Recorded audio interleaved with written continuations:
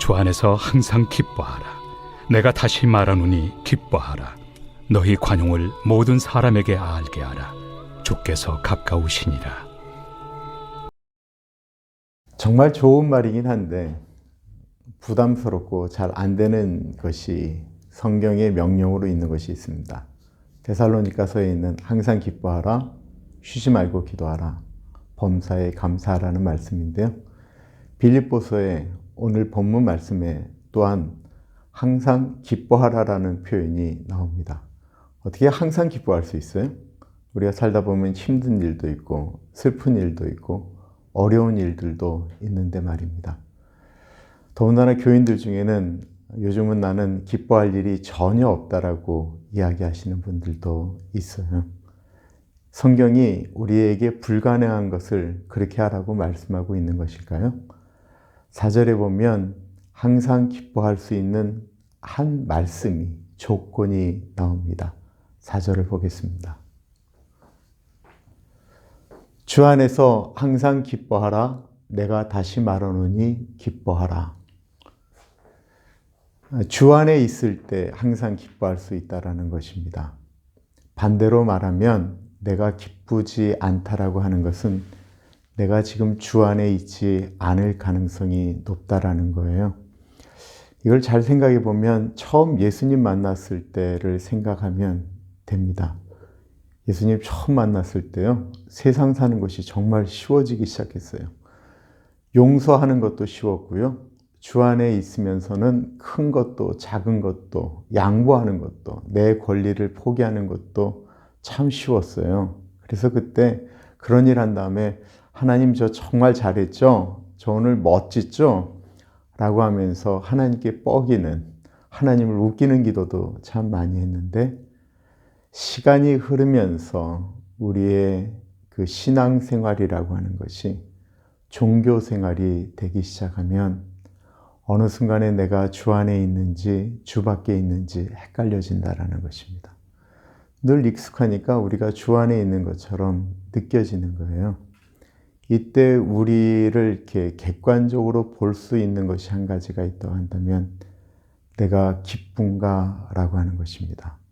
내가 신앙생활하는 것이 과연 기쁜가라고 하는 것을 이렇게 보면 내가 어느샌가 신앙생활이 아닌 종교생활 가운데 내가 주님 밖에 있는 것은 아닌가라는 생각이 드는 거예요. 빌립보서에 이 기쁨을 강조하였던 이유 중에 하나가 성도 간의 갈등이었죠. 사람과의 갈등은 기쁨을 잃어버리게 합니다. 우리가 맞대고 사는 부부가 갈등을 하게 되면 기뻐할 수 있나요? 더군다나 이 갈등은 리더십의 갈등이었습니다. 서로 양보하지 않고 서로를 미워하였던 것입니다. 교회 생활에서 기쁨을 잃어버리는 경우, 이것 대부분 다 이 관계죠.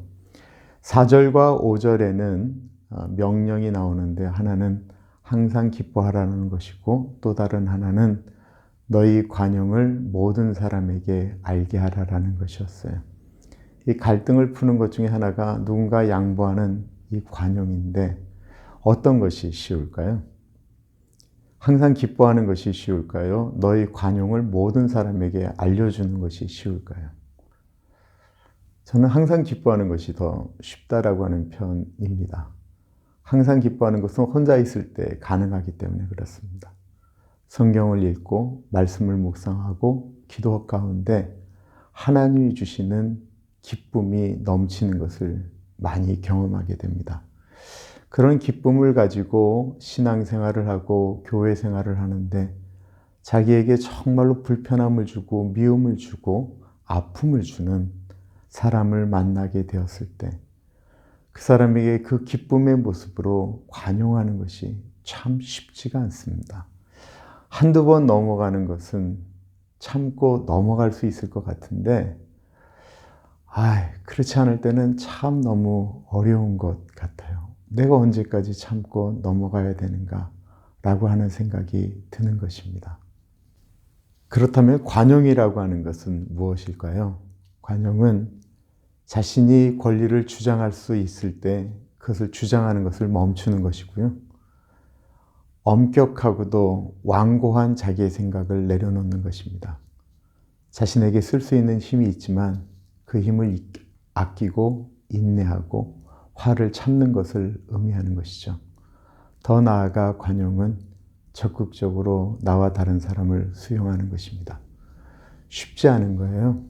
그렇게 부탁하면서 사도 바울이 말씀하시는 것은 주께서 가까우시다라는 것입니다. 이 주께서 가까우시다라고 하는 것은 종말론적으로 예수님께서 곧 오시는데 그렇게 사람과 불편하고 다투는 것이 주님 만나는데 뭐가 그렇게 중요하겠느냐라고 이야기하는 것으로 해석할 수도 있지만, 주께서 가까우시다라고 하는 것은 주님께서 늘 우리와 함께 하시기 때문에, 우리의 행동하는 것을 다 아시기 때문에, 주님께서 우리를 도우시기 때문에 관용하라라는 것입니다.